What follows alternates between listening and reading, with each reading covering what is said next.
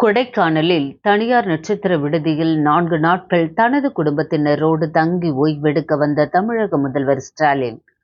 திண்டுக்கல் மாவட்டம் கொடைக்கானலுக்கு தமிழக முதலமைச்சர் ஸ்டாலின் சட்டமன்ற தேர்தலுக்கு பிறகு தங்கள் குடும்பத்தினருடன் பாம்பாரபுரம் பகுதியில் உள்ள தனியார் நட்சத்திர விடுதியில் 4 நாட்கள் தங்கி ஓய்வெடுக்க வந்தடைந்தார். சென்னையிலிருந்து தனி விமானம் மூலம் மதுரைக்கு வந்த நிலையில் அங்கிருந்து சாலை மார்க்கமாக கொடைக்கானல் வந்தடைந்தார்.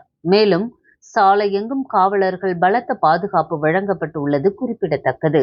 வரும் வழியில் பொதுமக்கள் மற்றும் தொண்டர்கள் அவருக்கு பூங்கொத்து கொடுத்து உற்சாக வரவேற்பு அளித்தனர். மேலும் முதல்வர் ஸ்டாலின் தனது குடும்பத்தினருடன் ஓய்வெடுத்துவிட்டு செல்லும் வரை கொடைக்கானல் மலைப்பகுதிகளில் இன்று முதல் ட்ரோன்கள் மறு அறிவிப்பு வரும் வரை பறக்க தடை விதிக்கப்படுவதாக மாவட்ட ஆட்சியர் அறிவிப்பு விடுத்துள்ளதும் குறிப்பிடத்தக்கது. குறிப்பாக முதல்வர் கொடைக்கானலில் ஓய்வுக்கு பிறகு, குறிப்பாக கடந்த சட்டமன்ற தேர்தல் மற்றும் நாடாளுமன்ற தேர்தலுக்கு பிறகு கொடைக்கானலில் வந்து தங்கி ஓய்வெடுத்து சென்றதும் குறிப்பிடத்தக்கது. நியூஸ் 21 செய்திகளுக்காக தலைமை செய்தியாளர் கூல் சுரேஷ்.